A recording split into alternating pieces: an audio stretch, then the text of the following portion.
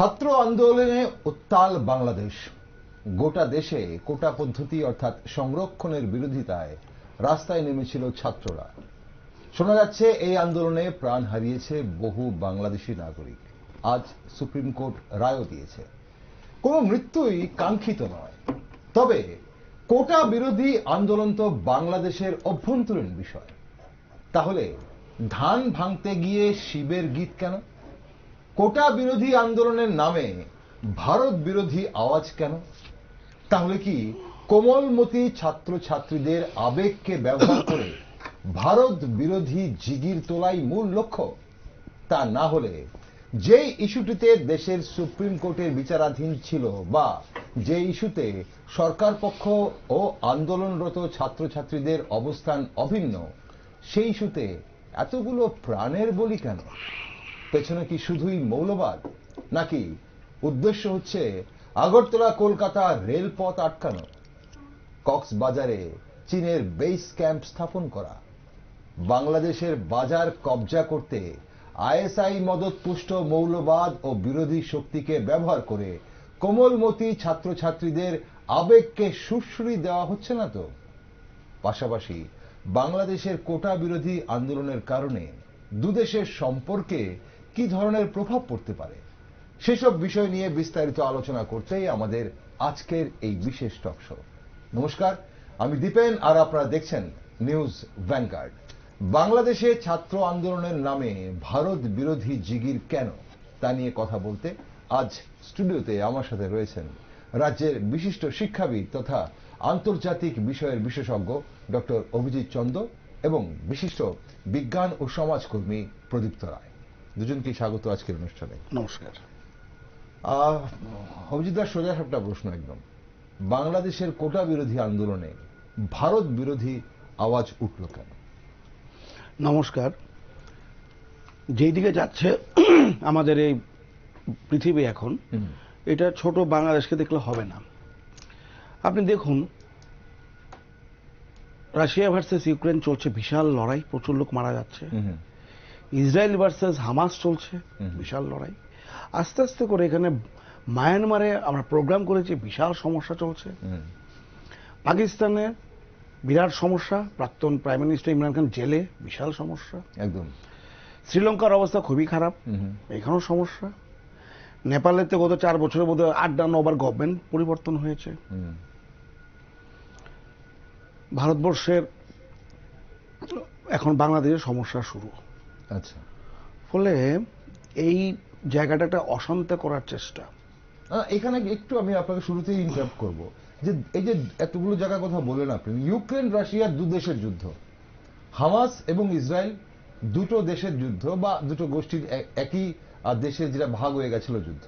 কিন্তু এই যে পাকিস্তান, এই যে নেপাল এবং এখন মায়ানমার, এখন বাংলাদেশ, এটা দেশের অভ্যন্তরীণ একটা, দুটোর মধ্যে কি আলাদা কোনো পার্থক্য আছে নাকি দুটোই আনরেস্ট বলে আমরা বিচার করছি? মুশকিলটা হলো কি, যখন পৃথিবী দুটি ভাগে ভাগ ছিল, পরিষ্কার ছিল। এখন যেহেতু মাল্টিপোলার পৃথিবী হয়ে গেছে, এতগুলি গোষ্ঠী হওয়ার ফলে প্রত্যেক গোষ্ঠী যায় তার মতো করে চালাতে সরকারকে বা বিশ্বকে। এই জন্যই আজকে এই অবস্থা। ভারতবর্ষ চেষ্টা করছে, আমরা দিল্লিতেও দেখেছি। বাংলাদেশের ব্যাপারটা বলতে দেখা যায় যে বাংলাদেশে বরাবরই দুটি শক্তি কাজ করেছে। একটি হলো গিয়ে বাংলাদেশ স্বাধীনতার পক্ষের শক্তি, আরেকটি হলো গিয়ে বাংলাদেশের বিপক্ষ শক্তি, যারা মনে করে ধর্মকে কেন্দ্র করেই সবকিছু চলবে। আচ্ছা, যারা বাংলাদেশের স্বাধীনতার পক্ষে ছিল তারা চেয়েছিল বাংলাদেশের মুক্তি এবং সেখানে এমন একটি সরকার হবে, রাষ্ট্র হবে সবার জন্য চলবে। কিন্তু বাংলাদেশ যখন হলো পাকিস্তানের সঙ্গে গিয়ে, তখন ইসলামিক রাষ্ট্রে পরিণত হয়েছিল। এই দুটো বিরোধী শক্তির যে লড়াই কখনো বাড়ে কখনো কমে। এখন অদ্ভুতভাবে বাংলাদেশের লোক, অনেক লোক ভাবে, অনেকে ভাবে যে বাংলাদেশের যে সরকার বর্তমানে আছে এরা বোধহয় ভারতপন্থী। আচ্ছা, অতএব সুযোগ পেলেই বর্তমানে যে এই কয়েকদিনের ইলেকশনে হলো বাংলাদেশে, সেই ইলেকশনে যেহেতু ওরা আসতে পারেনি, সেহেতু ওরা চেষ্টা করছে কোনো না কোনো ভাবে সরকারকে ব্যতিব্যস্ত করে তুলতে। তাহলে এখানেই প্রশ্নটা আসে, যারা আপনি বলছেন যারা বর্তমানে বাংলাদেশের সরকারে আছে বা সরকার চালাচ্ছে, বিরোধীদের দাবি যে সরকার পক্ষ যারা, ওরা ভারতের বন্ধু, ভারত বন্ধু। এখন কথা হচ্ছে যে ভারত বিদ্বেষ ওদের মধ্যে, যারা বিরোধীরা যারা রয়েছে এই মুহূর্তে বাংলাদেশে, তাদের মধ্যে ভারত বিদ্বেষ কেন তাহলে? কেন মুক্তিযুদ্ধের সময় বা বাংলাদেশের মুক্তির সময় এটা তো ভারতেরই ভূমিকা ছিল, ভারতই তাদের মুক্তিদাতা, তাহলে সেখানে কেন যারা বিরোধী এই মুহূর্তে রয়েছে, এটা অন্য দেশ, যে দেশ তাদের মুক্তির জন্য সাহায্য করেছিল, তাদের বিরোধী? মুশকিলটা কি, যখন দেখা যায় কোনো দেশের মধ্যে দুটো দলের মধ্যে ক্ষমতা নিয়ে লড়াই হয়, যারা হেরে যায় তারা তখন ওই যে যারা জিতেছে তাদেরকে মানতে চায় না। আচ্ছা, তখন তারা দেখে তাদের পাশে কে আছে বা তাদের সঙ্গে কে দেবে। ভারতবর্ষ যেরকম আপনি দেখবেন, ভারতের সঙ্গে চীনের যে সম্পর্ক 62-র পর থেকে, এটা তো কোনো সুখকর পরিস্থিতি না। তারপরেও দেখবেন ভারতবর্ষে চীনপন্থী লোক আছে, আচ্ছা, ভারতের বিরুদ্ধে বলে। তো এটা কিছু করার নেই, এরকম থাকে, সব দেশেই থাকে। তো ভারত এখন যারা আন্দোলন করছে, এটা আন্দোলন শুধুমাত্র ছিল কোটা কেন্দ্রিক, এটার সাথে ভারতের তো কোনো সম্পর্ক নেই। বাংলাদেশের সরকার, বাংলাদেশের কোর্ট, বাংলাদেশের শিক্ষা ব্যবস্থা পুরোপুরি বাংলাদেশের আভ্যন্তরীণ ব্যাপার। এখানে ভারতের কোন রকম সহযোগিতা বলুন, প্রতিযোগিতা বলুন, প্রভাবকৃত কিচ্ছু করার নেই। কিন্তু এই সুযোগের মধ্য দিয়ে তারা চেষ্টা করছে বাংলাদেশ সরকারকে ব্যতিব্যস্ত করার জন্য, ভারতকে ব্যতিব্যস্ত করতে, যাতে বাংলাদেশ সরকারকে ভারত সাহায্য না করে। আচ্ছা, এরকম একটা চেষ্টা চলছে। ওকে ওকে, পরিচিতা, আপনার কি মতামত এই বিষয়ে? একদম সোজা সাপটা, যে বাংলাদেশে ছাত্র আন্দোলন হলো, কোটা নিয়ে তাদের কোটা বিরোধী আন্দোলন হলো, এবং সেই আন্দোলনে অনেকেরই প্রাণহানি হয়েছে। সেখানে সেটা পরে হয়তো জানা যাবে বিস্তারিত, যে সেখানে ছাত্র কতজন ছিল, সাধারণ নাগরিক কতজন ছিল, প্রশাসনের কতজন ছিল। এখন সুপ্রিম কোর্টে বিচারাধীন ছিল, সুপ্রিম কোর্ট রায়ও দিয়েছে, এবং খুব সম্ভবত কোটা যেটা 56% ছিল সেটা 7% নেমে এসছে। এখন কথা হচ্ছে যে তাদের অভ্যন্তরীণ বিষয়, সেখানে ভারত বিরোধী আওয়াজ কেন, ভারত বিরোধী জিগির কেন তোলা হলো? ভারত বিরোধী আওয়াজটাকে ডোমিনেটিং, আমার মনে হয় না সেটা ডোমিনেট করছে বলে। ভারত বিরোধী আওয়াজটা তোলার চেষ্টা হয়তো কেউ কেউ করছে, কিন্তু সেটা ডোমিনেট করছে বলে মনে হয় না। কিন্তু আমার যেটা প্রশ্ন সেটা হচ্ছে যে জুনের 5 তারিখ বোধহয় হাইকোর্টের রায়টা বেরিয়েছিল। 2018-তে বর্তমানে যারা সরকারে আসীন আছেন আওয়ামী লীগ, 2018-তে ওরাই শাসনে ছিলেন, এবং 18 সালে অ্যাকচুয়ালি রদ করা হয়েছিল এই সংরক্ষণের ব্যাপারটা। আচ্ছা, আর তারপর যারা মুক্তিযোদ্ধার যে পরিবারবর্গ আছে তাদের একাংশ একটা কেস করেছিল, সেই কেসের রায় বেরিয়েছিল জুন মাসে। আচ্ছা, তারও কিছুদিন পরে অ্যাকচুয়ালি এই ধরনের আন্দোলনটা শুরু হয়েছে। তো সরকার পক্ষই তো ছিল বাদী পক্ষ এখানে, মানে সরকার পক্ষ সুপ্রিম কোর্টে অ্যাপিল করেছে হাইকোর্টের রায়ের বিরুদ্ধে।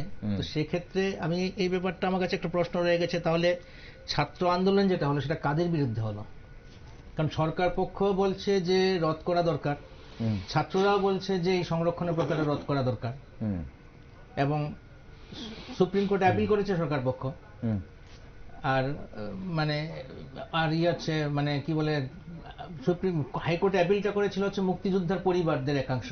আচ্ছা, তো ফলে কাদের বিরুদ্ধে কি লড়াইটা হলো, কারা করলো, এই ব্যাপারটা আমার একটু খটকা রয়ে গেছে। আবার তাহলে সুপ্রিম সেখানে কোর্ট এখন রায় দিয়েছে, এখন মুক্তিযোদ্ধা সেই রায় তো সরকারের অ্যাপিলের প্রেক্ষিতেই রায়টা হয়েছে।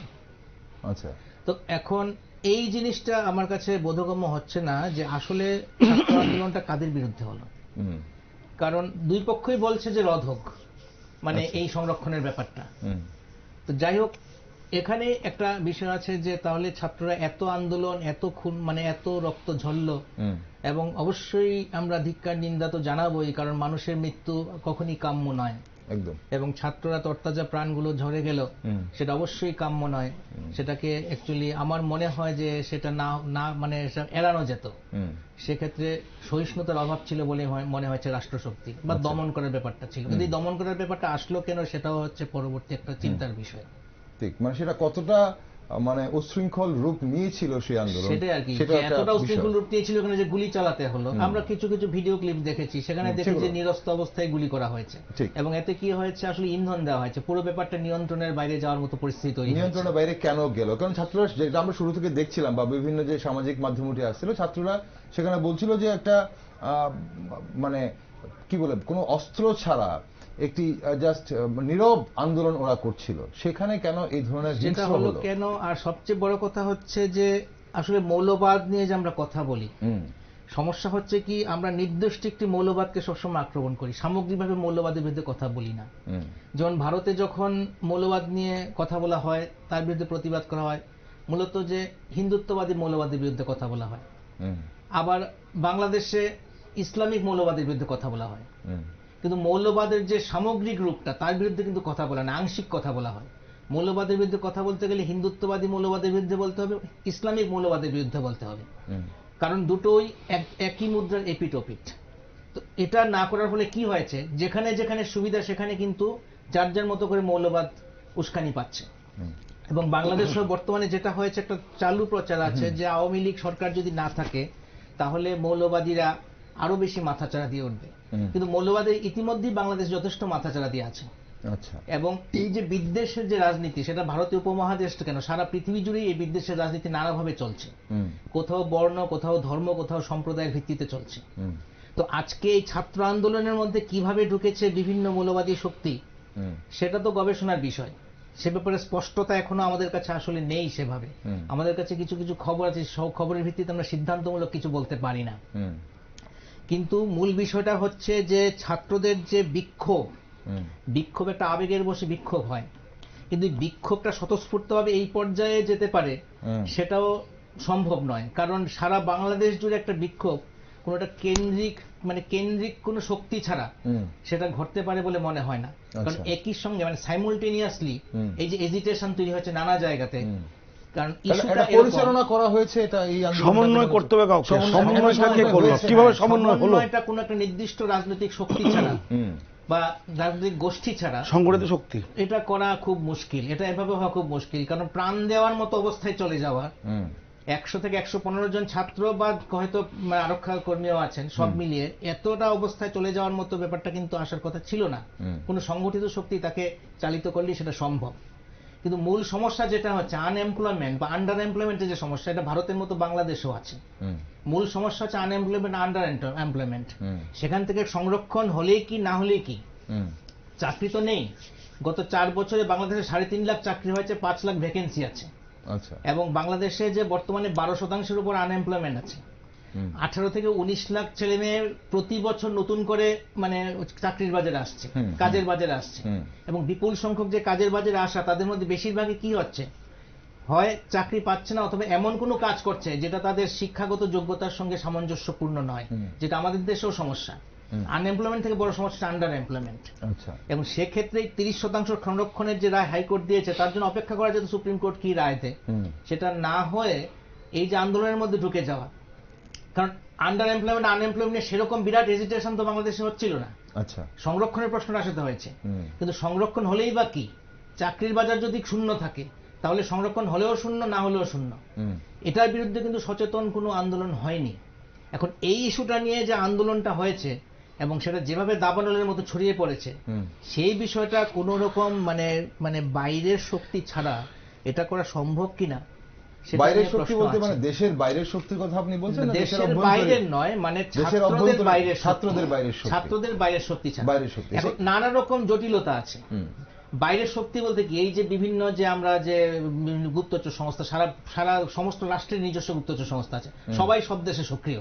কারা কোন জায়গায় কিভাবে ইন্ধন দিচ্ছে, এই ব্যাপারগুলি তো তলিয়ে দেখলে ইনভেস্টিগেশনে বেরিয়ে আসে। আমরা তো এভাবে বুঝতে পারি না। বহিঃশক্তি বলতে বহিরাষ্ট্রের শক্তি, আবার অভ্যন্তরের যে রাজনৈতিক শক্তি আছে, সবাই নানা রকম ভাবে ঘোলা জলে মাছ ধরতে নেমে পড়ে। ঠিক। এখন প্রশ্ন হচ্ছে যে এই যে জায়গা বাংলাদেশের যে এই যে আন্দোলন, বাংলাদেশের ছাত্র আন্দোলনের রূপটা আমরা কিন্তু সামাজিক মাধ্যমে শুরু থেকেই সবাই ভারতবাসী যারা আমরা, বিশেষ করে বাংলাদেশ লাগোয়া যেসব রাজ্যগুলো আছে, তার মধ্যে আমাদের ত্রিপুরা রয়েছে, পশ্চিমবঙ্গ রয়েছে, বা বাংলা যারা ভাষা যারা আমরা বুঝি, আমাদের কাছে কিন্তু যখন আমরা এসছে, আমার একটা দৃশ্য আমরা দেখেছি একদম, সেটা লাগাতার কয়েকটা দিন আমরা যেসব দৃশ্য দেখেছি বাংলাদেশে ইন্টারনেট বন্ধ করা অবধি। এখন যা সামাজিক মাধ্যমে আমরা দেখেছি সবই কি বিশ্বাসযোগ্য? চোখে ধুলো দেওয়া হচ্ছে না তো কিছু? কি মনে হয় এই জায়গাটাতে? এই যে ভারত বিদ্বেষের কথা, অভিজিৎদা, ভারত বিদ্বেষের কথা যে বলা হচ্ছে, আমরা যদি মুক্তিযোদ্ধার যে সেই 71-এ বাংলাদেশের মুক্তিযুদ্ধের জন্য ভারতের কি অবদান ছিল সেটা গোটা বিশ্ব জানে। এখন তারপর সেখান থেকে ভারত বিদ্বেষ কি শুধু কি রাজনৈতিক কারণে, নাকি অন্য কোনো প্রেক্ষাপটও তার আছে? খুব সুন্দর প্রশ্ন। এটা অন্য প্রেক্ষাপট আছে। গত 4-5 মাস যদি দেখেন, যখন বাংলাদেশে আওয়ামী লীগ জিতে গেল, এরপর থেকে ছোট্ট আকারে মার্চের দিকে একটা ভারতে পণ্য বয়কট আন্দোলন শুরু করলো। ভারতে পণ্য বয়কট করুন এরকম চললো কিছুদিন, 2 মাস পরে। এটা তো কিছু করা গেল না।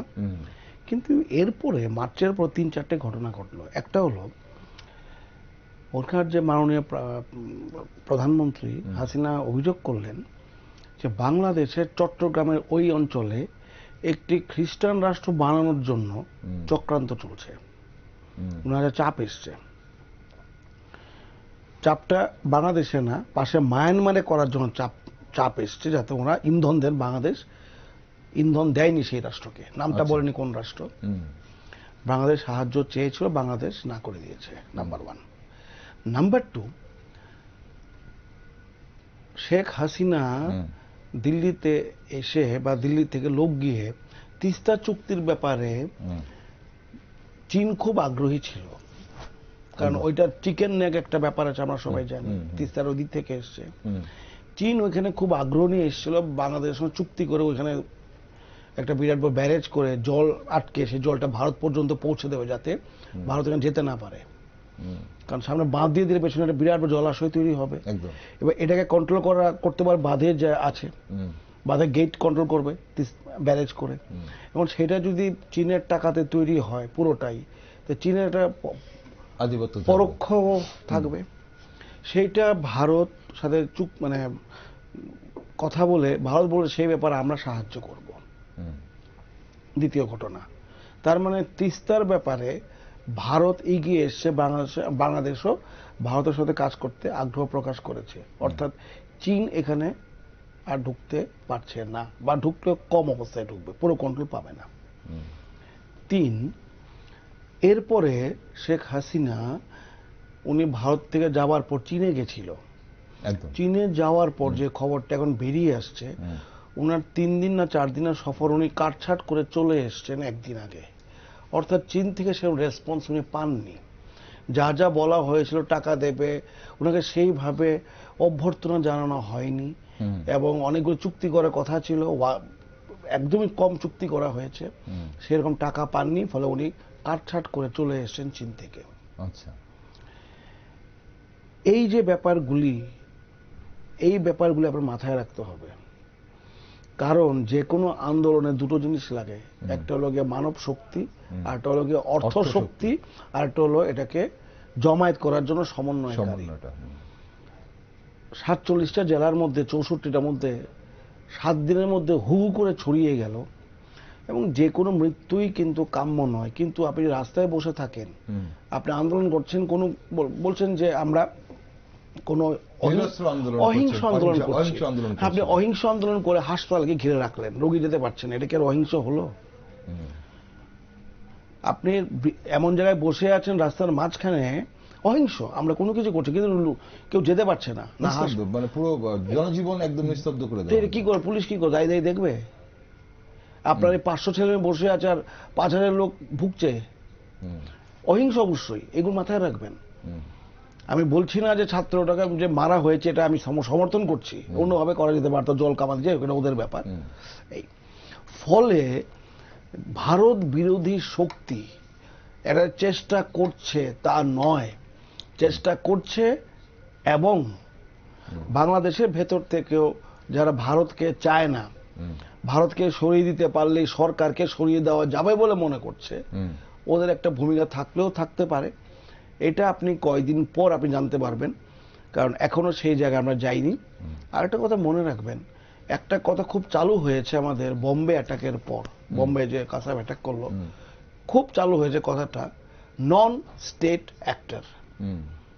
আমি একজনকে তৈরি করলাম, তৈরি করে ছেড়ে দিলাম, সে আমাদের দেশের লোক না, কেউ না, কিন্তু আমার কাছেই ছিল, আমি তৈরি করলাম, আপনাকে মেরে চলে গেল। আমি মনে হয় এটা আমার রাষ্ট্রের লোক না, আমার নাগরিক না, আমার কেউ না, হ্যাঁ আমি জানিও না, কিন্তু হ্যাঁ আমার এখানে ছিল, এরপরে আমি জানি না কোথায় গেছে, কি করেছে। নন স্টেট অ্যাক্টর, অর্থাৎ রাষ্ট্রের কোনো এখানে ভূমিকা নেই। আচ্ছা, এই জিনিসটা ইদানিং খুব চলছে, নন স্টেট অ্যাক্টর।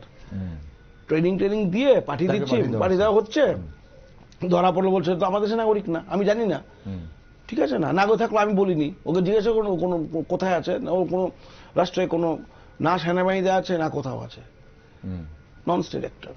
এখন বাংলাদেশে তো এইসব করার ক্ষেত্রে যে প্রদীপ বলছিলেন যে পরোক্ষভাবে এগুলো কয়দিন পর জানা যাবে, তবে এত দ্রুত যে ব্যাপারটা হচ্ছে এইটা তাহলে ঠিকই। এখানে এখানে অভিজিৎ দা, আপনার কথা অনুযায়ী যে যে এখানে চীনের মদতের যে সম্ভাবনাটা বা চীনের যে ইন্টারেস্ট বাংলাদেশে, সেটা সেটা বোঝা যাচ্ছে, কিন্তু পাকিস্তানের কোনোভাবে কি ভূমিকা এখানে আছে কি? কেন বাংলাদেশের মৌলবাদ এবং বাংলাদেশের আন্দোলন সেখানে পাকিস্তান এনক্যাশ করবে না, সেটা হয় কি? পাকিস্তানের মদত তো অবশ্যই থাকবে, কারণ মনে রাখবেন বাংলাদেশে এসেই মদত দিতে হবে এমন কোনো দরকার নেই। আপনি জানেন যে বিএনপির যে মহাসচিব জিয়া সাহেবের ছেলে তারেক জিয়া লন্ডনে বসে আছে, ফলে ওইখান থেকে আপনি অনেক কিছু করতে পারেন। আমেরিকা থেকে ওইখানে বসে আছে, কারণ শেখ হাসিনা কিন্তু রাজাকারদের অনেককে শাস্তি দিয়েছে, আপনি জানেন নিশ্চয়, ফাঁসিতে ঝুলিয়েছে, অনেককে যাবজ্জীবন কারাদণ্ড দিয়েছে, খুব শক্তভাবে দমন করেছে। এবং গত 10-15 বছর বাংলাদেশের যে আর্থিক উন্নতি, এটা কিন্তু চোখে পড়ার মতো। অনেক ক্ষেত্রে তারা ভারতবর্ষকে ছাড়িয়ে গেছে, পার ক্যাপিটাল অনেক ছাড়িয়ে গেছে, এমন না যে উনি খুব বাজেভাবে চালাচ্ছেন। কিন্তু একটা অভিযোগ প্রায়ই ওঠে, যেটা অন্যরা করছে, যে ভারতে যেরকম ইলেকশন মোটামুটি ভাবে এখন সবাই জানে ভারতবর্ষের গণতন্ত্র সঠিকভাবে চলছে, এখানে মানুষ ভোট দিলে সরকার উল্টে যায়, কম ভোটে যেতে। কিন্তু বাংলাদেশের ক্ষেত্রে এই জিনিসটা দেখা গেছে, যারা সরকারে থাকে তারা যখনই ভোট আসে তাদেরকে নামিয়ে দিয়ে ভোট করতে হয়। এর আগে দুবার এরকম হয়েছে, আচ্ছা, ঠিক আছে না? তো এই ব্যাপারগুলি কিন্তু মানে এই যে ইলেকশনগুলো হয় এইগুলি নিয়ে অনেক প্রশ্ন থেকে যায়। কিন্তু এটা ঘটনা, গত দুটো ইলেকশনে তো আওয়ামী লীগ জিতেছে, মানে এইটা নিয়ে বিরোধীরা অনেক কথাই বলছে। তবে হ্যাঁ, এইটা ঠিক, এই কোটা আন্দোলনের সাথে ভারতের কোনো যোগাযোগ নেই, কিন্তু ভারত বিরোধী যারা শক্তি, ভারতকে মনে করে ভারতকে বিরোধিতা করলে আমি ক্ষমতার কাছে যেতে পারবো, এরা তো এই জিনিসটা করবেই। আর একটা কথা মনে রাখবেন, আজকের ভারত কিন্তু 20 বছর আগে ভারত নয়। আজকে ভারতের যে বিদেশ নীতি, ভারতের যে আর্থিক শক্তি, এটা কিন্তু অনেক বেশি। অর্থনৈতিক শক্তি, তার আন্তর্জাতিক সম্পর্কের সাথে ভারতের যে অবস্থান, এটা আমরা সবাই জানি। এইবার বাংলাদেশের ইলেকশনে শেখ হাসিনার আওয়ামী লীগকে অনেকভাবে ব্যতিব্যস্ত এবং অপদস্থ করার চেষ্টা করেছে পশ্চিমা শক্তি। আপনি জানেন ইউরোপের এবং আমেরিকার, নর্থ আমেরিকা অনেকে, এবং কিছু ক্ষেত্রে চীনও নীরবভাবে সমর্থন করেছে। কিন্তু ভারত মানে খুব শক্তভাবে চেয়েছিল যে অন্তত ভোটটা ভালো করে হোক, যে সরকারটা চলছে সেটাই চলুক। কারণ ওপর দিকে চীন আছে, চীন ভারতের সাথে একটা ভালো সম্পর্ক তো নেই। পশ্চিম দিকে পাকিস্তানের সাথে সম্পর্ক, পাকিস্তান যে কোনো সময় যা কিছু করতে পারে। মায়ানমারে এমন একটা অবস্থা, তার একটা পরোক্ষ প্রভাব কিন্তু আমরা মণিপুরে দেখতে পাচ্ছি, কুকি ভার্সেস এরা সব অনেকে কিন্তু গত 50 বছরে বলা হচ্ছে মায়ানমার থেকে এসেছিল, এসে ধরো ওইখানে দেখতে পাচ্ছি একটা। এরপরে যদি আবার বাংলাদেশেও কোনো সমস্যা ভারতকে সহ্য করতে হয়, এমনিতে বাংলাদেশে আপনার রোহিঙ্গা সমস্যা আছে, আমরা প্রায় দেখতে পাচ্ছি রোহিঙ্গা ধরা পড়ছে বা বিভিন্ন জায়গাতে ঢোকার চেষ্টা করছে ওরা। এরপরে যদি বাংলাদেশের বড় করে একটা সমস্যা দেখা দেয়, তাহলে লক্ষ লক্ষ লোক ভারতে আবার আসতে শুরু করবে। ফলে ভারতের পক্ষে সিকিউরিটিতে, আর্থিকভাবে, রাজনৈতিকভাবে একটা সমস্যার সম্মুখীন চারদিকে। ভারতে কিন্তু চারদিকে বিভিন্ন রাষ্ট্রে কিন্তু সমস্যা, ভুটান ছাড়া, একমাত্র ভুটান ছাড়া সব দিয়ে কিন্তু সমস্যা এখন সৃষ্টি হয়েছে। বৈদ্যুৎ, এইখানে এই প্রশ্ন, আপনার কি মতামত এই বিষয়টা নিয়ে, যে ভারত বিদ্বেষ বাংলাদেশে সেটা আজকের নতুন কিছু নয়, মাঝে মধ্যে এটা একটু জিগির দিয়ে ওঠে, এবং এইটার হিড়িক কিন্তু আমরা মাঝে মধ্যে দেখি। সেটা ক্রিকেট খেলার হার জিত থেকে শুরু করে বিভিন্ন যে কোনো ইস্যু হলেই, আর আজকাল যেহেতু সামাজিক মাধ্যমের যুগ, সামাজিক মাধ্যমে খুব জলদি সেটা ভেসে আসে। এই যে ভারত বিরোধী বিদ্বেষীটার মানে কারণ কি শুধু এই যে রাজনৈতিক কারণ, নাকি এই যে বা অভিজিৎ যেগুলো বলছিলেন তার সঙ্গে আপনি কি কোনো কিছুতে অ্যাড করবেন, এর পিছনে কি অন্য কোনো কারণ আছে না পাশাপাশি রাষ্ট্র হলে সবার মধ্যে এই ধরনের সম্পর্ক থাকে? এই যে প্রবল রাষ্ট্রবাদ, এটা তো আসলে রাজনৈতিক, অর্থনীতি রাষ্ট্রবাদের গণ্ডি ছাড়িয়ে বহু বছর আগে ছড়িয়ে গেছে সারা পৃথিবীতে। অর্থনীতি কিন্তু এই রাষ্ট্রবাদ মানে না, রাজনৈতিক প্রপাগান্ডার জন্য এই রাষ্ট্রবাদকে বারবার ব্যবহার করা হয়। যেমন ভারতের সবচেয়ে বেশি চীনপন্থী কারা? শিল্পোদ্যোগীরা। কর্পোরেটরা। হুম, কর্পোরেটরা পুরোপুরি চীনের কাঁচামাল এবং তাদের শ্রমশক্তির উপর নির্ভরশীল আচ্ছা, তাদের শিল্পের জন্য। হুম, মরে গেলেও এরা এই make in India policy success করবে না, কারণ এদের প্রফিট যেটা কস্ট অফ প্রোডাকশন হুম। সেটা অনেক কমে যাচ্ছে চীন থেকে যখন প্রোডাক্টটা নিয়ে আসছে। হুম, তো সেক্ষেত্রে কি হচ্ছে, এরাই সবচেয়ে বড় চীনপন্থী। আচ্ছা, অর্থনীতি তো সারা পৃথিবীতে ছড়ানো, হুম, আর রাজনীতিটার জন্য হচ্ছে রাষ্ট্রবাদ। হুম, এই যে ভারত বিদ্বেষ, পাকিস্তান বিদ্বেষ বা চীন বিদ্বেষ, এই যে সমস্ত ব্যাপারগুলি সবগুলি যে রাজনৈতিক রূপ, হুম, এটার অর্থনৈতিক রূপ কিন্তু সেটা নয়।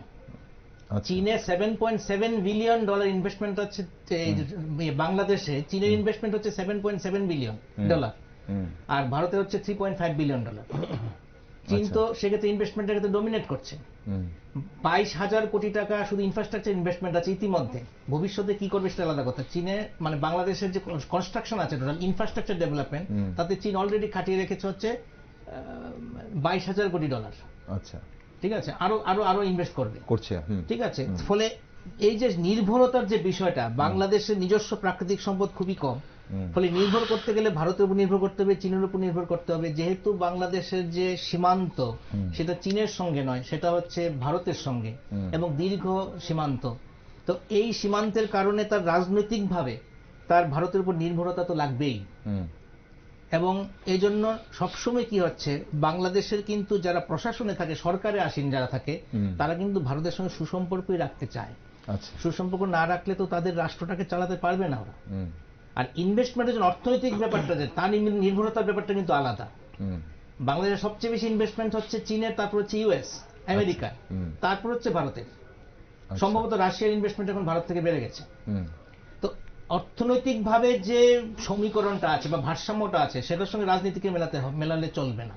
হুম, তো এখন কি হচ্ছে, এবার রাজনীতি অর্থনীতিকে সেবা করে, হুম, এবং তার জন্য বাংলাদেশের বর্তমানে রাজনৈতিক যে টালমাটাল পরিস্থিতিটা বিভিন্ন সময় তৈরি হচ্ছে, হুম, সেক্ষেত্রে কি হচ্ছে যে রাজনৈতিকভাবে লাভবান হতে গেলে, যেহেতু চারদিকে ভারত ঘিরে আছে এবং ভারত অনেক বেশি বড় রাষ্ট্র, অর্থনৈতিকভাবে তুলনামূলকভাবে শক্তিশালী রাষ্ট্র, হুম, ফলে তার বিরুদ্ধে যদি একটা চাঁদমারি তৈরি না করা যায়, তাহলে তো রাজনীতিটা টিকবে না।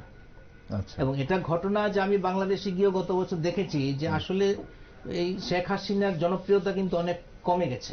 হুম, কমে যাওয়ার একটা বড় কারণ হচ্ছে যে ইলেকশন প্রসেস, যেটা উনি বললেন, হুম, এটা তো গণতান্ত্রিক উপায় হচ্ছে না বাংলাদেশে। আচ্ছা, 2009-এ যখন ইলেকশন হয়েছিল, আওয়ামী লীগ যখন ক্ষমতা এলো, তখন ওদের দাবি ছিল ইলেকশনের আগে যে তদারকি সরকারের অধীনে ইলেকশন করতে হবে, এবং সেটা তৎকালীন বিএনপি মেনে নিয়েছিল, হুম, এবং তদারকি সরকারের অধীনে ইলেকশন হয়েছিল, এবং সেখানে আওয়ামী লীগ জিতেছিল। কিন্তু জেতার পরে আওয়ামী লীগ আর তদারকি সরকারের অধীনে ইলেকশন করছে না, আচ্ছা, এবং সেটা অবশ্যই সাধারণ মানুষ ভালোভাবে নেবে না। হুম, তো সেক্ষেত্রে কি হয়েছে, ভারতের সঙ্গে বন্ধুত্বপূর্ণ সম্পর্ক আছে, সেটা একটা শেখ হাসিনার একটা বড় শক্তি, হুম, কিন্তু সাধারণভাবে অভ্যন্তরে কিন্তু নাগরিকদের ক্ষেত্রে কিন্তু তাদের একটা বিরূপ প্রতিক্রিয়া হচ্ছে। মানে কার বিরুদ্ধে, মানে শেখ হাসিনার বিরুদ্ধে? আওয়ামী লীগের বিরুদ্ধে। আচ্ছা, তাহলে ভারত বিদ্বেষটা কি সেখান থেকে জন্ম নিচ্ছে, মানে সাধারণ মানুষের মধ্যে? স্বাভাবিকভাবে হয়, সেটা আমাদের এখানে কারা- রাজনৈতিকভাবে চীন বিদ্বেষ আছে, পাকিস্তান বিদ্বেষ আছে। আচ্ছা, ভারতের নাগরিকদের মধ্যে, ভারত রাষ্ট্রের অন্তর্গত যে নাগরিকরা আছে, তাদের মধ্যে চীন বিদ্বেষ, পাকিস্তান বিদ্বেষ আছে, সে তো রাজনৈতিক বিদ্বেষ। হুম, কিন্তু ভারতের যারা শাসন চালায়, ওদের কিন্তু সেভাবে বিদ্বেষ নেই, অর্থনৈতিকভাবে ওরা নির্ভরশীল। পাকিস্তানের জিন্দালদের ইস্পাতে সবচেয়ে বেশি ইনভেস্টমেন্ট আছে, হুম, এবং নির্বিঘ্নে চলছে সেটা। আচ্ছা, চীন থেকে বললাম তো প্রচুর আমদানি হচ্ছে, হুম, এটা তো শিল্পপতিরা করছে, এবং সেটা অ্যালাউড। একদিকে চীন বিরোধিতা প্রবল, কিন্তু আরেকদিকে অর্থনৈতিক নির্ভরশীলতা চীনের আরো দিন দিন বেড়ে যাচ্ছে, একদম, বাংলাদেশেরও বেড়ে যাচ্ছে। হুম, এবং এই রাজনৈতিক বিদ্বেষটা হচ্ছে রাজনৈতিক ক্ষমতা দখলের ক্ষেত্রে, কিন্তু রাজনৈতিক ক্ষমতা একবার দখল নেওয়ার পর কিন্তু তখন আর এই বিদ্বেষটা থাকে না, তখন অর্থনৈতিক নির্ভরশীলতা ঠিকই থেকে যায়। এখন এই যে প্রথমে শুরুতে বলেছিলেন যেটা হচ্ছে যে রেল লাইন হবে কি হবে না, তারপরে আরো ওই চীনে বাংলাদেশ কি চট্টগ্রামে বেস তৈরি হবে কিনা, সেই ব্যাপারগুলি, এগুলির একটা অর্থনৈতিক দিক আছে। হুম, অর্থনৈতিকভাবে লাভবান হলে তখন কি হয়, রাষ্ট্রের শাসকরা সেটাকে অ্যালাউ করে। হুম, এবং ভারতের মানে এই যে কলকাতা আগরতলা রেলপথ যদি লাভজনক হয় বাংলাদেশের পক্ষে, তাহলে এরা সেটাতে এলাও করবে। হুম, ঠিক আছে, সেখানে এই রাজনৈতিক ব্যাপারগুলি তখন বড় হিসেবে থাকবে না যদি অর্থনৈতিকভাবে লাভবান হয়। আর অর্থনৈতিকভাবে লাভবান না হলে সেখানে অবশ্যই সেই সমর্থনও পাওয়া যাবে না। না, এর বিরোধিতা তো আমরা দেখছি এখন, এর বিরোধিতা করা হচ্ছে। এখানে কি হচ্ছে, ইনভেস্টমেন্ট কারা করবে সেটা নিয়ে বিরোধিতা থাকতেই পারে। আচ্ছা, বিনা পয়সা তো রেল লাইন বসছে না, হুম। সেখানে ইনভেস্টমেন্ট আছে, শিল্পপতিরা ইনভেস্ট করে, কর্পোরেটরা ইনভেস্ট করছে। হুম। সেই কর্পোরেটদের ইনভেস্ট করার ক্ষেত্রে কারা বরাত পাচ্ছে, তাদের বরাত আটকানোর জন্য কারা চেষ্টা করছে, নতুন কোন কোম্পানিকে বরাত দিচ্ছে, সেটা হচ্ছে আলাদা কথা। হুম। হয়তো ভারতীয় দুটো কোম্পানির মধ্যে হয়তো মারামারি চলছে বরাত পাওয়া নিয়ে, সেটাও হতে পারে। আচ্ছা। এটা তথ্য আমার কাছে পরিষ্কার নেই, সেজন্য এটা ডিটেলে যাচ্ছে। হুম। তো সেক্ষেত্রে কে কার পক্ষে লড়াই করছে সেটা বোঝা কিন্তু আপাতভাবে মুশকিল। হুম। আজকে যেটা হয়েছে যে মূল এই যে ছাত্র আন্দোলনের ক্ষেত্রে হুম। ছাত্রদের যে আন্দোলনটা করানো হয়েছে, হুম। ছাত্রদের আবেগ ছিল, মূল বিষয়গুলিতে কিন্তু ধামাচাপা পড়ে যাচ্ছে। আনএমপ্লয়মেন্টের যে সমস্যা, আন্ডার এমপ্লয়মেন্টের যে সমস্যা, দারিদ্র্যের যে সমস্যা, এই সমস্যাগুলি ধামাচাপা পড়ে যাচ্ছে। কোটাটাকে সামনে আনা হচ্ছে, সংরক্ষণ। এখন তো সংরক্ষণ তো কোর্ট রায় দিয়েছে মাত্র 5% সংরক্ষণ থাকে, তাহলে কি আন্দোলন বন্ধ হয়ে যাবে? 5-2-7, হ্যাঁ, তাহলে শেষ আন্দোলন। ওরা বলেছে যে শেষ যারা হয়ে যাওয়ার জেলে কথা। বন্দী আছে, যে ছাত্ররা জেলে বন্দী তাদের মুক্তির ব্যাপার আছে, তারপর যারা গুলি চালিয়েছে তাদের শাস্তির ব্যাপার আছে, এগুলি না হওয়া পর্যন্ত আমরা আন্দোলন থেকে সরছি না, এই ইস্যুগুলো থাকছে। কিন্তু চলমান যে ইস্যুগুলো আছে এটা তো স্থানীয়, মানে সামান্য সময়ের ইস্যু। কোটার ব্যাপারটা, কোটা রদ হয়ে গেলে আমার আন্দোলন শেষ। কিন্তু আনএমপ্লয়মেন্ট, দারিদ্র্যের যে সমস্যা, চাকরির যে সমস্যা, মানে কর্মসংস্থানের যে সমস্যা, যথাযথ কর্মসংস্থানের সমস্যা, সেটা ভারতের মতো বাংলাদেশের প্রবল আছে এবং ধারাবাহিকভাবে সেটা দিন দিন বেড়ে যাচ্ছে। এখন বললাম তো 12%-এর উপর এখন আনএমপ্লয়মেন্ট আছে বাংলাদেশে। ওকে। তো এই যে সমস্যা আছে, 25 থেকে 29 বছর বয়সী 25% নাগরিক হচ্ছে বাংলাদেশের। তো এদের মধ্যে যে ব্যাপক যে সমস্যা আছে, দিন দিন সমস্যা বাড়ছে। আজকে অর্থনৈতিকভাবে যখন সমৃদ্ধ, জিডিপি যখন বাড়ে, দারিদ্র বেড়ে যায়। এ হচ্ছে এক বিরাট, মানে একটা অন্যরকম গল্প। একদিকে সম্পদশালী হচ্ছে দেশ, ধনীরারও ধনী হচ্ছে, গরিবরারও গরিব হচ্ছে। 5 লাখের সঙ্গে 5,000 যোগ করলে পরে, তারপর 2 দিয়ে ভাগ দিলে পরে সংখ্যাটা অনেক বেড়ে যায়, কিন্তু 5,000 কিন্তু সম্পত্তি বাড়ছে না, সেটা আরো দিন দিন কমে যাচ্ছে। 5 লাখের সম্পত্তি আর বেড়ে যাচ্ছে। এই অসাম্য তো বাড়ছে। যারা এই অসাম্যর দ্বারা লাভবান হচ্ছে তারা খুব জয়গান গাইবে ব্যাপারটা, কিন্তু যারা ক্ষতিগ্রস্ত হয় তাদের জন্য তারও দিন দিন খারাপ অবস্থা হচ্ছে। তো সেক্ষেত্রে তো একটা ধারাবাহিক আন্দোলন এই ক্ষেত্রে থাকারই কথা ছিল, কিন্তু বাংলাদেশে সেরকম আন্দোলনটা কিন্তু হচ্ছে না। তার মানে কি হচ্ছে, মূল যে সচেতন যে লড়াই, সচেতন লড়াইটা যে ছাত্র সমাজের মধ্যে বা আম নাগরিকের মধ্যে আছে, সেটা কিন্তু এখনো প্রকাশিত হয়নি।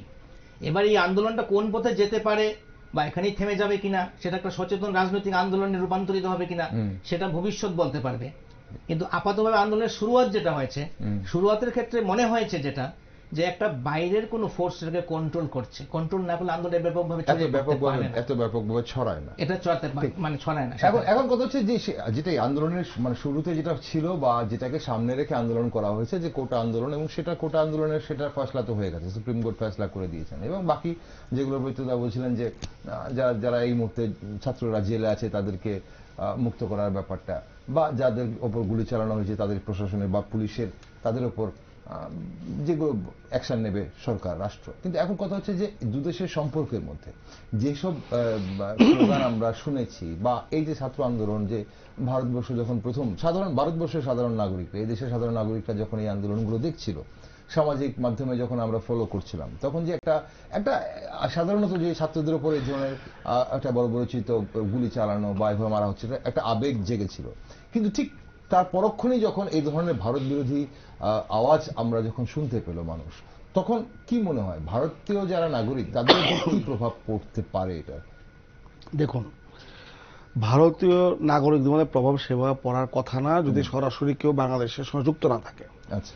যেমন অনেক ছাত্র পড়তে গেছে, এখানে একটা কথা বলে নেওয়া দরকার। বাংলাদেশের যে সিস্টেম অফ পলিটিক্স বা রাজনৈতিক অবস্থা, এটা কিন্তু অনেকটা ভারতবর্ষের মতোই। ফলে সুপ্রিম কোর্ট রায় দিয়েছে মানেই কিন্তু এটা শেষ হয়ে যায়নি। আইন তো করবে পার্লামেন্ট, মানতে হবে। একদম, সরি, আমার কথা বুঝতে পেরেছেন তো? ঠিক। এখন সেখানেই যে পবিত্রতা যেটা বলছিলেন, যে সরকার যদি পক্ষে হয়ে থাকে, বিপক্ষে হয়ে থাকে কোটার বিরুদ্ধে, ছাত্ররাও বিপক্ষে, এবং তাহলে মুক্তিযোদ্ধার পরিবারের কিছু পরিবার না, সরকার বিপক্ষে যোগ করতো। সরকার সংস্কার চেয়েছিল, কিছুটা সংস্কার করুক, কারণ এইখানে 10% মহিলা ছিল, 10% ছিল, হ্যাঁ, যারা জেলা ছিল। অনেকগুলো ব্যাপার আছে। আপাতত রায় দিয়েছে, এই সমস্যা হয়তো বা এটা এখন স্থিমিত হয়ে গেল, কিন্তু রাষ্ট্র চলে কিন্তু পার্লামেন্টের যে সংস্থা তাদের দ্বারা, আইনসভা থেকে চলে। তা এখন দেখা যাচ্ছে আরেকটা কথা দেখবেন, আমি দেখেছি 2-1টা ব্যানার পরশুদিন ছাত্র শিবির নামে বেরোচ্ছে, খুব কম। কিন্তু ছাত্র শিবির হলো গিয়ে জামায়াতে ইসলামের স্টুডেন্টস উইং, ঠিক আছে তো? আর ছাত্র দল হলো বিএনপির।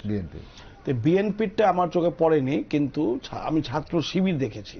আচ্ছা, এটা মনে হয় যেইভাবে হোক ভারতকে টেনে নিয়ে এসে দুর্নাম দিয়ে এই সরকারকে ফেলে দেওয়ার চক্রান্ত আচ্ছা। হতে পারে।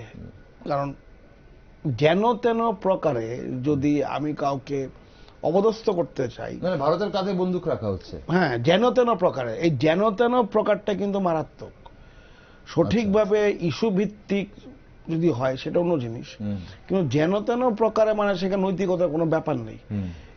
যার সাথে ভারতের, কারণ এটাও ঘটনা যে আপনি বললাম যে তিস্তা চুক্তিতে ভারত চলে এসছে, চীন পিছিয়ে গেছে। একদম। চট্টগ্রাম পোর্টও ভারতবর্ষ একটা সাংঘাতিকভাবে এগিয়ে এসছে, হয়তো এর মধ্যে চুক্তি হয়ে যাবে। চীনের একটা পোর্ট বানাবার কথা ছিল, সেটা এখনো ফাইনালাইজ হয়নি। এর মধ্যে কলকাতা থেকে আমাদের ঢাকা হয়ে আমাদের ভারতবর্ষের রেল যোগাযোগ পেয়ে যাচ্ছি আমরা এদিকে। হাসিনা সফর করার পর কাটছাড়া, এর মধ্যে আবার চীন দিয়ে কাটছাড়া, এই সব মিলিয়ে মনে হয় একটি ভারত বিরোধী চক্র এটার পেছনে থাকলেও থাকতে পারে। কারণ এখন ঘটনাটা ঘটছে, এখনই এগুলো বেরিয়ে আসবে না। যেটা প্রদীপ খুব সুন্দর বলেছেন, পরবর্তী যেন ইনভেস্টিগেশন হবে যে এত সংগঠিতভাবে কি করে হলো। শুধুমাত্র ছাত্ররা বসে গেলেই কি হয়ে গেল একসাথে এতগুলো জেলাতে? তখন দেখা যাবে এই অনেকগুলি কথাই কিন্তু উঠে আসছে। আচ্ছা, ঠিক আছে। আর যারা বাংলাদেশের বিরোধী শক্তি তারা তো বসে নেই, তারা যেন তেন। আর মনে রাখবেন, বাংলাদেশ বিরোধী মানে আওয়ামী লীগ বিরোধী শক্তি কিন্তু ভারত বিরোধী শক্তির সঙ্গে হাত মেলায়। ৭৫ সালে যখন শেখ মুজিবকে সপরিবার মেরে দেওয়া হলো, তখন যে সরকারটা এসেছিল এটা হচ্ছে চীনপন্থী পাকিস্তান, তখনই পাকিস্তান চীনের সাথে ওরা সম্পর্ক করে। আচ্ছা, যেটা বিএনপি সরকার, এবং এইটাই কিন্তু ওদের বিরোধী দল জিয়ার। এরা কিন্তু বরাবরই ভারত বিরোধী একটা স্ট্যান্ড নিয়ে থাকে। ফলে ওইখান থেকে শুরু হয় ভারত বিরোধিতা। আর এটা হলো ঘটনা, এটা তো আমাদের নেচার। কোথাও যখন আলো থাকবে, আলো দেখবেন, অবশ্যই সেখানে একটা অপোজিট অন্ধকার থাকবে। যেখানে সাদা থাকবে, সাদা যদি কাউকে আইডেন্টিফাই করতে যান, নিশ্চয়ই কম্পেয়ার টু কালো হবে একটা। এটা তো নেচার, অপোজিট থাকবেই। অতএব ভারতের পক্ষে একটা বিরাট শক্তি যেরকম আছে, যারা ওইদিকে যেতে পারছে না তারা অবশ্যই ভারত বিরোধীদের দিকে যাবে। এখন দেখা যাক আমাদের কি হয় ব্যাপারটা। ঠিক। এখন কথা হচ্ছে, আমরা ভারতবর্ষ চিন্তিত কাকে নিয়ে?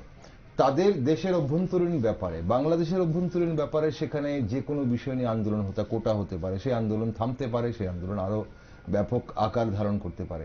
তাতে ভারতের কিছু করার নেই, সেটা তাদের অভ্যন্তরীণ বিষয়। এখন কথা হচ্ছে যে ভারত বিরোধী জিগির যখন তোলা হচ্ছে বা তোলার চেষ্টা করা হচ্ছে, তাহলে ভারতীয়রা কিভাবে প্রভাবিত হতে পারে সেটা নিয়ে আমাদের ভারতবর্ষের চিন্তা।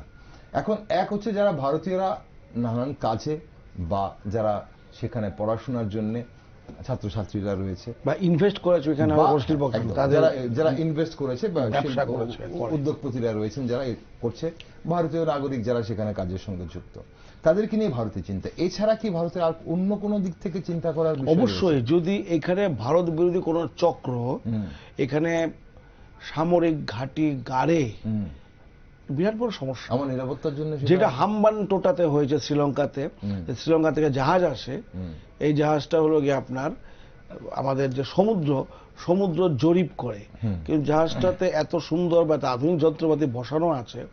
ভারতবর্ষের যতগুলি আপনার সমুদ্রের আশেপাশে যতগুলি ভারতবর্ষের নৌবাহিনী কেন্দ্রগুলি আছে, তার তথ্যগুলি ওরা সহজে নিয়ে নিতে পারে, অ্যাক্সেস করতে পারে। এখনকার যুগ, যার কাছে তথ্য থাকবে সেই জিতে যাবে। এখন ভারত বিরোধী কোন শক্তি যদি বাংলাদেশে ঘাঁটি গাড়ে, এখান থেকে কলকাতা বা এই দূরত্ব অনেক কাছে, এখান থেকে নর্থ ইস্ট বা উত্তর পূর্বাঞ্চলে মায়ানমারে বাংলাদেশ সরকারকে প্রত্যক্ষ পরোক্ষভাবে ভারত বিরোধিতা চেষ্টা করবে করার। ফলে ভারতকে এটাও খেয়াল রাখতে হবে যে এই ফাঁক তালে না কোনো এমন কোন শক্তি এখানে ঘাঁটি গাড়ে, এটা ভারতকে অবশ্যই খেয়াল রাখতে হবে। এই ব্যাপারটা আপনি কি মনে করেন যে ভারত বিরোধী জিগির তোলার চেষ্টা এবং এখানে ভারত বিরোধী মানে কোন রাষ্ট্র যারা সেখানে ঘাঁটি গাড়ার বা ভারত বিরোধী চক্রান্তে এই আন্দোলনের আড়ালে ঘোলা জলে মাছ ধরার চেষ্টা কেউ করছে কিনা বা আগামী দিনে করতে পারে কিনা? এটা তো বললাম না, রাজনৈতিক একটা বিষয় থাকে। এই যে বিরোধী, ভারত বিরোধী রাষ্ট্র, এক এক রাষ্ট্র এক রাষ্ট্রের বিরোধী যে ব্যাপারটা, এটা রাজনৈতিক দিকটা বেশি প্রবল।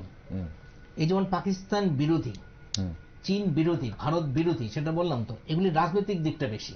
আচ্ছা, যেমন আজকে যেমন বিএনপি হুম, বা জামায়াতে ইসলামী, এদের রাজনীতিটা হচ্ছে ভারত বিরোধিতার মধ্য দিয়ে, হুম, ওইটা দিয়ে ওরা সংগঠিত করে। কিন্তু আজকে যদি ক্ষমতায় আসীন হয়ে যায় তখন কিন্তু ওদের আসল বিচার হবে অর্থনৈতিক। হুম, যেমন এই যে বিজেপির বিরুদ্ধে বলা হয় না যে হিন্দুত্ববাদী, হুম, বিজেপির হিন্দুত্ববাদ তো রাজনৈতিক। অর্থনৈতিক যখন পরিকল্পনা করা হয় তখন কিন্তু হিন্দুত্ববাদ দিয়ে কাজ করে না, হুম, তখন কিন্তু স্বাভাবিক সাধারণ অর্থনৈতিক যে নিয়ম সেই নিয়মেই কিন্তু সমস্ত সিদ্ধান্তগুলি নেওয়া হয়। আচ্ছা। এই যে বাজেট পেশ করা হবে সেখানে কিন্তু হিন্দুত্ববাদ দিয়ে বাজেট পেশ করা হবে না, হুম, হিন্দুত্ববাদটা রাজনৈতিক। হুম, তো সেরকম ভাবে এই যে ভারত বিরোধী যে ব্যাপারটা, এটা ক্ষমতায় আসীন হওয়ার জন্য এই ভারত বিরোধী ব্যাপারটা চেষ্টাটা। সাধারণ নাগরিকের মধ্যে বেশি বেশি করে ছড়িয়ে দেওয়ার চেষ্টা করবেই। হুম, কারণ যেহেতু আওয়ামী লীগ চিহ্নিত হয়েছে প্রো ইন্ডিয়ান স্টেট, হুম, মানে ভারত রাষ্ট্রের মানে ফেভারে, হুম, এরকম একটা চিহ্নিতকরণ হয়েছে, ফলে অবশ্যই তারা ভারত বিদ্বেষী হবে। আচ্ছা, মানে বিরোধীরা ভারত বিদ্বেষী, বিএনপি সেটা ভারত হবে। বিদ্বেষী। কিন্তু এখন আচ্ছা। ঘটনা হচ্ছে ওই যে মৌলবাদী শক্তি ক্ষমতায় আসবে, এই ব্যাপারটা যেহেতু শুধু ভারত কেন, আমেরিকা বা ইউরোপের যে রাষ্ট্রগুলো আছে তাদের কাছেও কাম্য নয়। হুম, সেজন্য এই যে ইলেকশন হয়েছে বাংলাদেশে কিছুদিন আগে, এটা সবাই জানে যে এটা ইলেকশনের নামে আসলে প্রহসন হয়েছে। হুম, 20% লোকও ভোট দিনই, সেটাকে বাড়িয়ে প্রায় 40%-এর কাছাকাছি দেখানো হয়েছে, এবং আন্তর্জাতিক পর্যবেক্ষক টিম আসছিল, এরা হচ্ছে ক্লিন চিট দিয়েছে। আচ্ছা, কিন্তু আসলে ভোটই তো হয়নি, হুম, এবং তারপরও যে 40% ভোট দেখানো হয়েছে, 60% লোক ভোট দেয়নি, হুম। তাহলে 60% লোক তো বিরোধী পক্ষেই ছিল। হুম, তো অর্থাৎ সংখ্যাগরিষ্ঠ লোক বিরোধী পক্ষেই আছে। এবং আমি যেটা দেখেছি ওখানে গিয়ে, হুম। যে আসলে মানে বললাম যে আওয়ামী লীগের জনপ্রিয়তা তলানিতে আছে, আচ্ছা, তা সত্ত্বেও ক্ষমতায় আছে, হুম, ভোট ব্যবস্থার মধ্য দিয়ে ক্ষমতায় আছে, হুম। এবং সেটা চায়, সেটা ভারত যেমন চায়, অন্যান্য যে রাষ্ট্রগুলো আছে, হুম, আমেরিকাও চাইছে, হুম, সম্ভবত চীনও চাইছে। আচ্ছা, ঠিক আছে, কারণ হচ্ছে কি যে মানে এই যে মৌলবাদী রাজনীতি যে আছে না, হুম, সেটার ক্ষেত্রে কি হচ্ছে, একটা অন্যরকম বিপদ আছে। সেটা একবজ্ঞা মৌলবাদী রাজনীতির ক্ষেত্রে, হুম। ইনভেস্টমেন্টের ক্ষেত্রে বিভিন্ন কর্পোরেটদের বিরাট সমস্যা হয়ে যায়। আচ্ছা, মানে অর্থনৈতিক লস হবে তো। আনরেস্টটা তাদের চায় না, তার একটা আচ্ছা। স্থিতাবস্থা চায়। হুম, মানে একটা ইনভেস্টমেন্টের জন্য কর্পোরেট একটা স্থিতাবস্থা চায়, তো হুম। সেই স্থিতাবস্থা যদি লঙ্ঘিত হবে, এরকম কোনো আনসার্টিনিটি, অনিশ্চয়তার দিকে আসলে কোনো ইনভেস্টর তারা যেতে ঝুঁকি চায় নিতে না। চায় না তারা। সেক্ষেত্রে কিন্তু দেখা যাচ্ছে যে প্রেফারেবল এখনো আওয়ামী লীগ, পর্যন্ত, আওয়ামী লীগ প্রেফারেবল। মানে গণতন্ত্রের পূজারী যে ইউরোপ আমেরিকা, হুম। এরাও কিন্তু চাইছে আওয়ামী লীগ আপাতত ক্ষমতায় থাকুক। আচ্ছা, ঠিক আছে, হুম। ফলে এই জন্যই কিন্তু এরা মানে চাইছে, হুম। এবং সেটার প্রতিফলন আমরা দেখতে পাই। অর্থনৈতিক লাভের জন্য তাহলে স্থিতাবস্থাটা চায়, রাজনৈতিক এই স্থিতাবস্থাটা পরিস্থিতিটা চায়। তারা চাইছে এবং তারা। এইবার পলিটিক্যাল আনরেস্টটা সাধারণ মানুষের মধ্যে যত ব্যাপকভাবে নিয়ে যাবে, হুম, সেখানে হয়তো বিএনপি বা জামায়াতে ইসলামের যে জোট আছে, হুম, যে যাদেরকে আমরা মৌলবাদী শক্তি বলি, তারাও এদের সঙ্গে সামিল আছে, এদের হয়তো কিছু গেইন হতে পারে, পলিটিক্যাল গেইন। তার একটা নিরন্তর চেষ্টা ওরা চালিয়ে যাবেই, হুম, এবং এরা কখন জিতবে কখন হারবে সেটা হচ্ছে সময় বলতে পারবে। হুম, যেমন তালিবানরা জয় পেয়ে গেছে আফগানিস্তানে, হুম, দীর্ঘদিন সময় আমেরিকান ফোর্স সেখানে ছিল, আর্মি সেখানে ছিল, উঠে গেছে, এবং সঙ্গে সঙ্গে তালিবানরা ক্ষমতা দখল করেছে।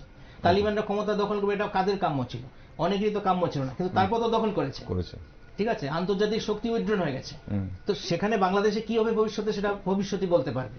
এখন এই মুহূর্তে এভাবে কোনো সিদ্ধান্তমূলক কথা বলা যাবে Okay, না। এখানে- ছাত্র আন্দোলনের ক্ষেত্রে যেটা বলছি, আমি ঘুরিয়ে আবার ফোকাসে আসার চেষ্টা করছি।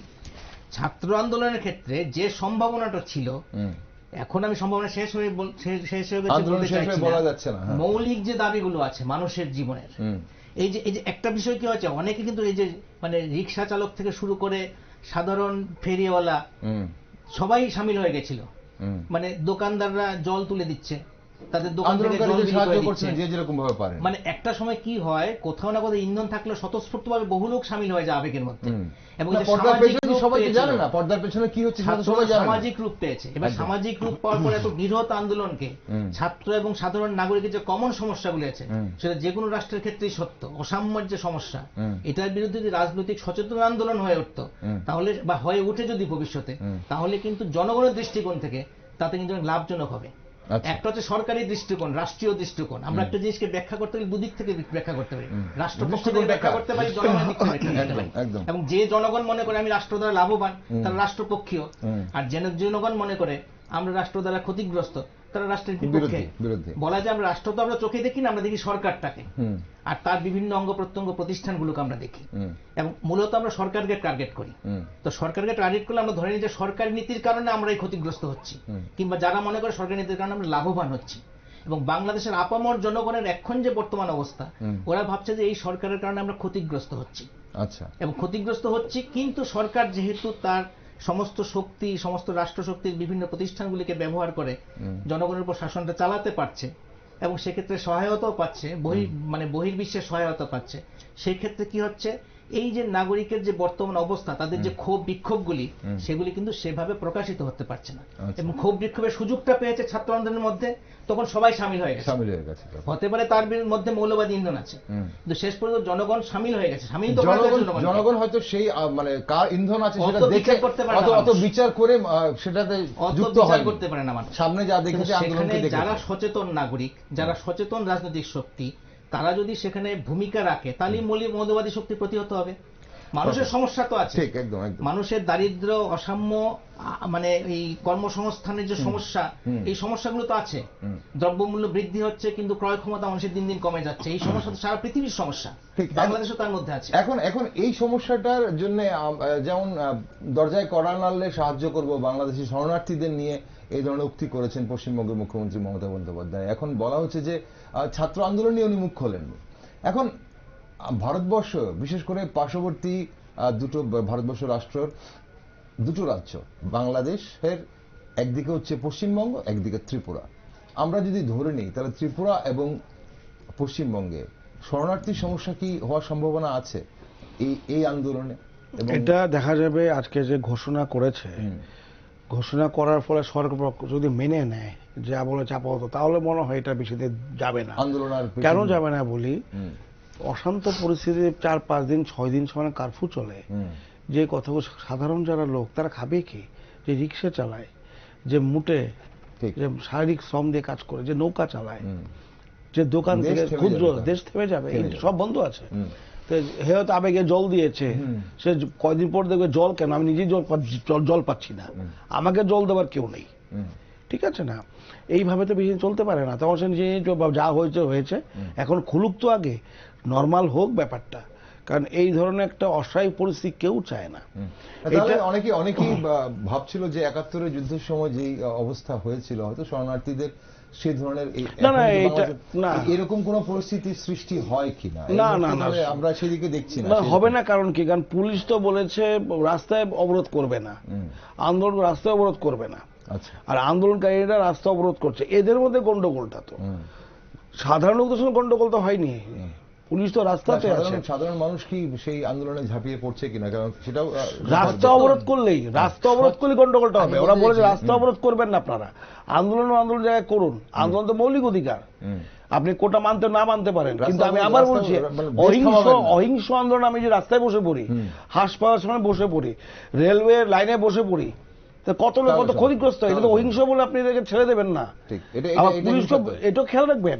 আমি যদি এখন রেল স্টেশনে বসে পড়ি, আপনি যাবেন এখন কাশ্মীরে বা আপনি দিল্লি যাবেন, ইন্টারভিউ আছে, আবার চাকরি চলে যাবো, চাকরি তো হবে না, আপনি ক্ষতি হয়ে গেল, আপনার রোগী যাচ্ছেন, আপনি গুয়াহাটিতে রোগীর ডাক্তার দেখাবেন, আমি আমার দাবি থাকতেই পারে, আমি তো আরেকজন দাবি উপেক্ষা করতে পারি না। আমি যেটা বলতে চাইছি, সচেতন রাজনৈতিক আন্দোলনই দীর্ঘস্থায়ী হয়। এরকম কোন সাময়িক ইস্যু নিয়ে যখন কোন আন্দোলন হয়, তার যদি রাজনৈতিক সচেতনতা না থাকে তাহলে সেটা দীর্ঘস্থায়ী হয় না।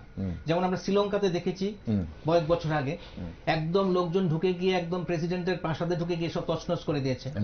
একজন কালো মানুষকে হত্যা করা হয়েছিল আমেরিকাতে, তারপর দেখা গেছে যে ট্রাম্পের যে ইস্যুতে, মানে হোয়াইট হাউসে ঢুকে গেছিল মানুষজন, মনে হয়ে গেছিল বোধহয় বিপ্লব হয়ে যাবে।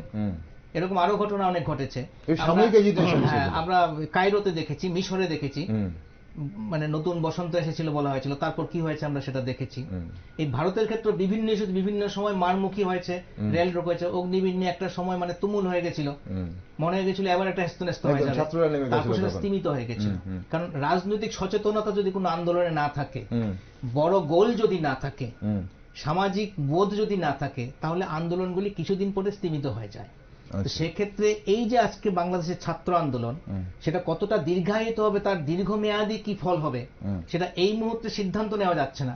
কিন্তু যেটা শুধুমাত্র কোটার ভিত্তিতে যদি হয়, যে 30% কোটা বাতিল করতে হবে, তার ভিত্তিতে যদি একটা আন্দোলন হয়ে যায়, এবং এটা যদি আলটিমেটলি দেখা গেল যে কোটা যেহেতু দেওয়া হয়নি 5% করে দেওয়া হয়েছে, 25% তো কমিয়ে দেওয়া হলো, এবার যদি দেখা যায় যে ঠিক আছে আমাদের তো যেটা চেয়েছিলাম সেটা সাময়িকভাবে আমাদের পূরণ হয়ে গেছে, ওইটুকু যদি আন্দোলন থাকে তাহলে তার দীর্ঘমেয়াদী কোনো ফল থাকবে না। আর যে বললাম যদি আনএমপ্লয়মেন্টের বিরুদ্ধে যদি একটা বড় আনরেস্ট তৈরি হয়, কর্মসংস্থানের এবং সেটাকে ইন্ধন দেওয়া হয় যদি, এবং সেরকম যদি হয়, এবং এটা একটা অর্থনৈতিক যদি রাজনৈতিক রূপ প্রায়, যে একটা সমাজের একটা এমন পরিবর্তন, এমন একটা সিস্টেম তৈরি করার জন্য আন্দোলন আমরা করছি যেখানে সবার এমপ্লয়মেন্ট এশিউরড হয়, সঠিক কর্মসংস্থান এশিউরড হয়, দারিদ্র্য দূর হয়, মানুষের মধ্যে সমস্ত ব্যাপারে সাম্য আসে, এরকম একটা সচেতন আন্দোলন যদি হয়, তখন সেটা দীর্ঘমেয়াদী হবে, তার রাজনৈতিক রূপ হবে এবং রাজনৈতিক লড়াই হবে। না হলে এখন যে ধরনের আন্দোলন আছে, একটা মানে স্থানিক একটা ভিত্তি, একটা সাময়িক একটা ইস্যু নিয়ে যখন আন্দোলনটা হচ্ছে, সেটার কিন্তু আমাদের মনে হয় না যে সেটা বিরাট কিছু হবে, কিন্তু তার মধ্যে দিয়ে একটা ঘটনা হয়ে গেছে যে কতগুলি প্রাণ ঝরে গেছে এবং দুঃখজনক, মর্মান্তিক এবং ক্ষুব্ধ হওয়ার মতো বিষয় হচ্ছে। 100 থেকে 115 জন, সঠিক হিসেবটা এখনো হয় না, সেটা কাঙ্ক্ষিত নয়, কিন্তু কোনোভাবেই একটি প্রাণের বিনিময়েও এই ধরনের আন্দোলন হোক সেটা কাম্য নয়। আমাদের অনুষ্ঠানে একদম সময় ফুরিয়ে গেছে, আর জাস্ট 2 মিনিট সময় আমি নিতে পারবো। একটা ছোট্ট জায়গায় শুধু আপনাদের মতামত চাইবো। এই আন্দোলনের পরিপ্রেক্ষিতে ভারতবর্ষ বা আমাদের রাজ্যেও আমরা দেখতে পাচ্ছি কিছু কিছু সামাজিক মাধ্যমে সংরক্ষণ নিয়ে কিছু কিছু বক্তব্য রাখা হচ্ছে, সেটা কি সুযোগের সদ্ব্যবহার করার চেষ্টা হচ্ছে বলে মনে করেন? দেখুন, সংরক্ষণ দিয়ে আপনি লং টার্ম উন্নতি করতে পারবেন না। ভারতবর্ষে আপনি জানেন যে আমাদের 90 সাল পর্যন্ত, 91 সাল পর্যন্ত ভারতের অর্থনীতি ছিল সংরক্ষিত, এরপর আমরা ওপেন সিস্টেম করে দিয়েছি। একদম করে দেওয়ার পরে পৃথিবীতে ভারতের 5ম বৃহত্তম অর্থনীতি এসছে। এর আগে ছিল কিন্তু ক্লোজড, আমাদের এক্সপোর্ট ইম্পোর্ট কম হতো, আমরা কিছু পেতাম না। আমরা ওই আমাদের ত্রিপুরার পরিপ্রেক্ষিতে বর্তলে একটা মার্কেট গড়ে, চোরাই মার্কেট গড়ে উঠেছিল। মানুষের তো ভালো জিনিস মানুষ কম দামে চাইবেই। সংরক্ষণ দিয়ে এটা কিন্তু সবসময় রাখবেন, চলতে পারে না। সংরক্ষণ মানে এটা আর্টিফিশিয়াল ব্যারিয়ার। এটা দেওয়া হয়েছে কিছু লোককে সমান আনার জন্য, আপলিফমেন্টের জন্য। হ্যাঁ, কিন্তু আপলিফমেন্ট যদি আমি অনন্তকাল চালিয়ে যাই, হ্যাঁ, এইটা কিন্তু কেউ কাম্য নয়। ঠিক, ওকে, আমি এই জিনিসটা খেয়াল রাখবেন, এটা কিন্তু ন্যাচারাল বিরুদ্ধে। এটা হচ্ছে যে একটা স্ট্যাটিস্টিক্স আছে, গত 75 বছর ধরে সংরক্ষণের যে নীতি ভারতবর্ষে নেওয়া হয়েছে, ভারত রাষ্ট্রে নেওয়া হয়েছে, তার যাবতীয় সুবিধা পেয়েছে যাদের জন্য সংরক্ষণ, তাদের ওপরের 6%। বাকি 94% ক্ষেত্রে সেই সংরক্ষণের কোনো সুবিধা পৌঁছায়নি, পৌঁছানোর কোনো লক্ষণও দেখা যাচ্ছে না। এই 6% সমস্ত সংরক্ষণের সমস্ত সুবিধা নিয়ে এরা অনেক অনেক বেশি সামাজিকভাবে অনেক উপরে উঠে গেছে, এবং সেই উপরে উঠে যাওয়া যে ক্রিমি লেয়ার, তাদের কাছে আরো বেশি সংরক্ষণ, আরো বেশি সুবিধাগুলি পৌঁছাচ্ছে। তারা লাভবান হচ্ছে এবং বংশ পরম্পরায় তারা লাভবান হয়ে যাচ্ছে, ওদের লাভটাই কিন্তু এশিউরড হচ্ছে। আর বাকি 94% সাধারণ মানুষ এই সংরক্ষণের আওতায় কিন্তু ওরা আসছে না। সে এসটি হোক, এসসি হোক, পিছড়ে বর্গ যেটাই হোক, ওরা কিন্তু সেই সংরক্ষণের আওতায় আসছে না। এটা হচ্ছে সরকারি স্ট্যাটিস্টিক্স। এবং ফলে এই 94% কিন্তু অর্থনৈতিকভাবে যে তিমিরে সেই তিমিরই রয়ে গেছে। আসল কথা হচ্ছে মানুষের মধ্যে অর্থনৈতিক ব্যবধানটা হচ্ছে আসল, জাতিগত, সম্প্রদায়গত, ধর্মগত ব্যবধানটা মানুষের মধ্যে আসল নয়। অর্থনৈতিকভাবে যারা পিছিয়ে আছে, দরিদ্র এবং দরিদ্রতর যে অংশটা আছে, অর্থনৈতিক বৈষম্য দূর হলে তাদেরটাই আছে। অর্থনৈতিক বৈষম্য দূর না করে সংরক্ষণ যদি শুধু করা হয়, তাহলে শুধুমাত্র কিছু সংখ্যক মানুষই লাভবান হবে যারা ইতিমধ্যে অনেক বেশি উন্নত পর্যায়ে আছে। ঠিক, আমরা সে বিষয় নিয়ে নিশ্চয়ই অন্য একদিন আলোচনা অবশ্যই করার চেষ্টা করব, আপনাদের নিয়ে হয়তো চেষ্টা করব যে আমাদের ভারতবর্ষ সংরক্ষণ নিয়ে যে কথা হচ্ছে বা আলোচনা হচ্ছে সেটা কোন পথে এগোচ্ছে। আজকের জন্য অসংখ্য ধন্যবাদ অজিতদা, আপনাকে ধন্যবাদ, পৈতদা আপনাকে ধন্যবাদ সঙ্গে থাকার জন্য। নমস্কার। দর্শক বন্ধুরা, বাংলাদেশে ছাত্র আন্দোলনের সুযোগ নিচ্ছে আইএসআই সহ ভারত বিরোধী গোষ্ঠী। জামাতের সঙ্গে হাত মিলিয়েছে আইএসআই, তাই সতর্ক থাকতে হবে ভারতকে। সীমান্ত সুরক্ষা কড়া করতে হবে। ভারতের অভ্যন্তরীণ পরিস্থিতির দিকে নজর রাখছে দিল্লি। বাংলাদেশের ভারতীয়রা সম্পূর্ণ নিরাপদ, বিবৃতি দিয়ে জানিয়েছে বিদেশ মন্ত্রক। ভারতীয়দের ফিরিয়ে আনতে সব রকম ব্যবস্থা নেওয়া হয়েছে বলেও জানিয়েছে বিদেশমন্ত্রী এস জয়শঙ্কর। ভারত বাংলাদেশ সীমান্তে কেন্দ্রীয় বাহিনীর টহল বাড়াতে নির্দেশ দিয়েছে কেন্দ্রীয় স্বরাষ্ট্রমন্ত্রী অমিত শাহ। তবে বাংলাদেশে ছাত্র আন্দোলন আগামী দিনে কোন পথে ধাবিত হয় সেদিকে অবশ্যই নজর রাখছি আমরা। তাই দেশ, দুনিয়া ও রাজ্যের বিভিন্ন নিউজ আপডেট ও টক শো দেখার জন্য আপনারা চোখ রাখুন শুধুমাত্র নিউজ ভ্যানগার্ডে।